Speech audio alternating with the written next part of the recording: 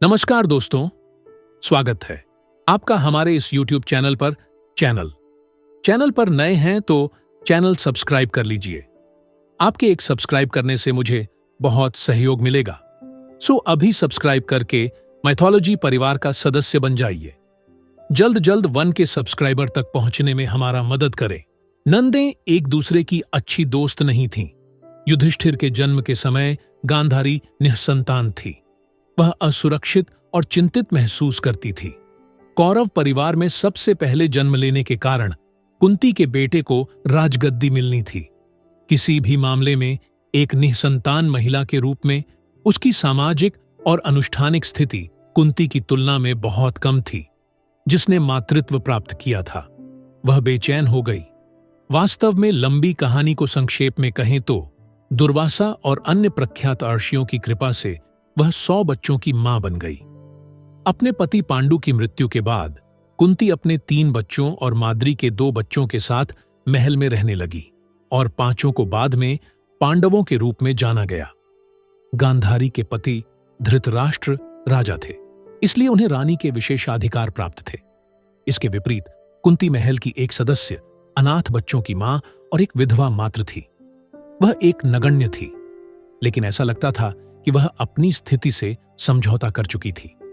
जहां तक गांधारी का सवाल है, उसे इस बात से कोई फर्क नहीं पड़ता था कि उसके पति पांडु की उदारता और अपने अंधे भाई के प्रति स्नेह के कारण राजा बने थे।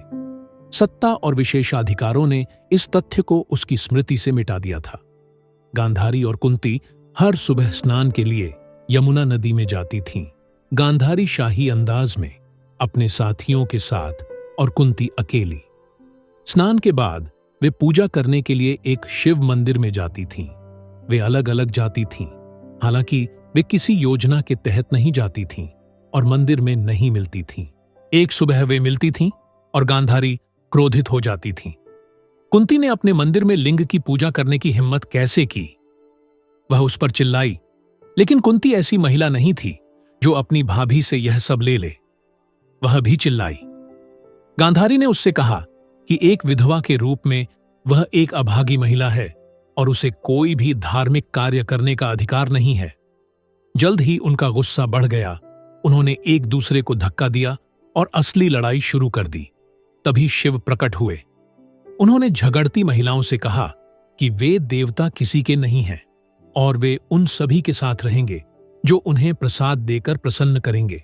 उन्होंने उनसे कहा कि वे उन सभी के साथ रहेंगे जो अगली सुबह 100 स्वर्ण चंपक फूलों से उनकी पूजा करने वाले पहले व्यक्ति होंगे। कौरव महिलाएं चली गईं और कुंती ने खुद को एक कमरे में बंद कर लिया। वह बहुत दुखी थी।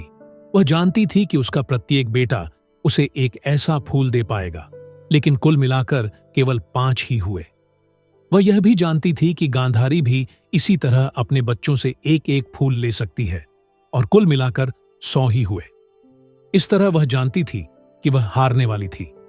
थोड़ी देर बाद अर्जुन उसे ढूंढता हुआ आया। वह भूखा था। कुंती बाहर आई, उसे भोजन दिया और उसे बताया कि उसे क्या परेशानी है। अर्जुन ने उसे चिंता न करने के लिए कहा। अगली सुबह वह उसके लिए 100 पंखुड़ियों वाले 100 स्वर्ण चंपक फूल लाने वाला था। सुबह कुंती ने उसे जगाया और फूलों की याद दिलाई। उसने कुबेर के खजाने पर तीर चलाया और अपनी जरूरत का सारा सोना निकाल लिया। अपने बाणों से उसने अपनी मां के लिए शिव की पूजा करने के लिए 100 पंखुड़ियों वाले कई खूबसूरत चंपक फूल बनाए। गांधारी ने अपने बेटों को कुंती के साथ अपने झगड़े के बारे में बताया था और भगवान शिव ने उन दोनों से क्या कहा था। उसने अपने बेटों से एक सोने का चंपक देने को कहा। वह पहले से ही विजेता की तरह महसूस कर रही थी, यह सोचकर कि अगर कुंती को सोने के सिर्फ 5 फूल मिल भी जाएंगे तो भी। सुबह जब वह 100 सोने के चंपक और अपने 100 बेटों के साथ मंदिर में गई तो उसने देखा कि हर जगह सुनहरे फूल बिखरे हुए थे। पराजित और दुखी होकर वह वापस लौट आई। उनके बच्चे एक दूसरे के साथ सौहार्दपूर्ण कैसे हो सकते थे, जबकि वे जानते थे कि उनकी मां ने कभी कभी एक दूसरे के प्रति स्पष्ट रूप से शत्रुतापूर्ण होती थीं। बेशक दोनों में से किसी ने भी दूसरे के बच्चों के प्रति दुर्भावना नहीं रखी, और न ही अपने बच्चों को अपने चचेरे भाइयों के साथ अमित्र होने के लिए प्रोत्साहित किया। गांधारी पांडवों के प्रति दुर्योधन की घृणा से परेशान थी और उनके साथ उसके घोर अन्यायपूर्ण व्यवहार को स्वीकार नहीं करती थी। वह अपने बेटों के बारे में भी आशंकित थी, क्योंकि वह जानती थी कि पांडव अधिक शक्तिशाली थे और जल्द ही उसे एहसास हुआ कि वह पांडवों के साथ दुर्योधन के व्यवहार को प्रभावित करने में असमर्थ थी। मंदिर की घटनाओं को कुंती और गांधारी के लिए एक महत्वपूर्ण मोड़ के रूप में देखा जा सकता है, जहां तक उनके शक्ति संबंधों का सवाल है। उन्होंने अपनी शक्ति अपने पुरुष साथियों से प्राप्त की, जैसा कि महिलाओं को लगभग हमेशा ही प्राप्त होता है। गांधारी को अपने पति और बच्चों से और कुंती को अपने बच्चों से। स्वर्ण चंपक घटना में गांधारी को बुद्धि, उद्यम और शक्ति के मामले में कुंती के बच्चों की श्रेष्ठता का एहसास हुआ और वह समझने लगी कि शक्ति का संतुलन स्पष्ट रूप से कुंती के पक्ष में था। द्रौपदी का अपमान एक अलग दृष्टिकोण से महत्वपूर्ण मोड़ साबित हुआ। तब से कुंती लगातार कड़वी और निर्मम होती गई। वह वही थी जिसने युद्ध के पक्ष में बिल्कुल भी समझौता न करने वाला रुख अपनाया था। बाद में युधिष्ठिर ने उसे बहुत सारे शब्दों में यह बात कही। युद्ध के अंतिम दिन जब उसके बेटे और कृष्ण दुर्योधन को मारे बिना अपने शिविरों में लौट आए, तो उसने दुर्योधन को मारने में उनकी विफलता के लिए भीम और कृष्ण को सबसे कठोर शब्दों में बधाई दी। वास्तव में उसकी भाषा इतनी गंदी थी और कृष्ण को संबोधित करते समय उसका लहजा इतना अपमानजनक था कि भीम उसके साथ उग्र हो गया और उसे कृष्ण को शांत करना पड़ा। लेकिन इस सब में गांधारी उसके दिमाग में नहीं थी। युद्ध में अपने 99 पुत्रों को खोने के कारण गांधारी कठोर हो गई थी और वह पांडवों के प्रति घृणा से भर गई थी। जब कुनीति ने अपना बदला लेने की योजना बनाई और युधिष्ठिर को नष्ट करने के लिए छल का सहारा लिया, तब वह ठीक से नहीं सोच रही थी।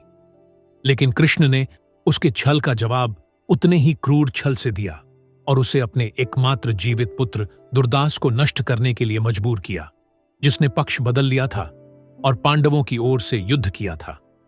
कुंती अब राजमाता बन गई थी और गांधारी पांडवों पर निर्भर थी। स्थिति बदल गई थी और सत्ता का संतुलन पूरी तरह से गांधारी के खिलाफ हो गया था। वह इतनी शक्तिहीन थी कि कुंती के प्रति ईर्ष्या की भावना भी महसूस नहीं कर सकती थी। भीम ने गांधारी के पति धृतराष्ट्र को चोट पहुंचाने और अपमानित करने का कोई मौका नहीं गंवाया। धृतराष्ट्र ने भी उतना ही दुख झेला जितना गांधारी ने झेला था, लेकिन कुंती उनके अपमान में भागीदार नहीं थी। उसे सत्ता और पद में कोई दिलचस्पी नहीं थी, और सत्ता तब सत्ता नहीं रह जाती जब उसका उपयोग करने या उसका आनंद लेने की इच्छा शक्ति की कमी हो। कुंती की अपनी भाभी के प्रति शत्रुता समाप्त हो गई थी। वह उदास थी। अपने बेटे के सिंहासनारूढ़ होने से उसे जो खुशी मिली होगी, वह उसके खोने के एहसास से कहीं अधिक थी। वह अपने बेटे कर्ण के लिए दुखी थी, जो युद्ध के मैदान में मारा गया था। अपने सबसे बड़े बेटे की यादें, जिसकी वह कई मायनों में मां नहीं बन पाई थी। एक ऐसा मामला जिस पर हमें यहां रुकने की जरूरत नहीं है और जिसका पालन पोषण उसने नहीं किया था, उसे परेशान करती थी। ऐसा लग रहा था जैसे वह अपनी विफलता की भरपाई करने की कोशिश कर रही थी और अपने मृत बेटे को उसका हक देने की कोशिश कर रही थी, जो उसने उसे जीवित रहते हुए नहीं दिया था। वह हर एक दिन उसके लिए रोती थी और वह अपने पोते अभिमन्यु और घटोत्कच और अपने रिश्तेदारों के लिए भी विलाप करती थी। कर्ण ने घटोत्कच को मार डाला था और अभिमन्यु की हत्या में भाग लिया था, लेकिन उसने उसके खिलाफ निंदा का एक शब्द भी नहीं कहा। लेकिन उसने अर्जुन की निंदा की, जिसने कर्ण को मार डाला था। वह अपनी भाभी के साथ सहानुभूति नहीं रख सकती थी। वह अपने नुकसान से इतनी भरी हुई थी कि किसी और के बारे में सोच ही नहीं पाई। वह अपनी इच्छा से अंधी गांधारी और जन्म से अंधे अपने देवर धृतराष्ट्र के साथ वन में वानप्रस्थ के लिए चली गई। वह जंगल में उनकी देखभाल करेगी। गांधारी हैरान थी। वह उनके साथ क्यों जा रही थी? वह अपने बेटों के साथ रही थी और उनके मुश्किल दिनों में उनके साथ रही थी। अब वह उनके खुशहाल दिनों में उन्हें क्यों छोड़ रही थी? कुंती ने उसे बताया कि उसे महल में कोई खुशी नहीं मिल रही थी और वह वास्तव में कितनी दुखी थी। अंत में दोनों महिलाओं के बीच एक रिश्ता बन गया था।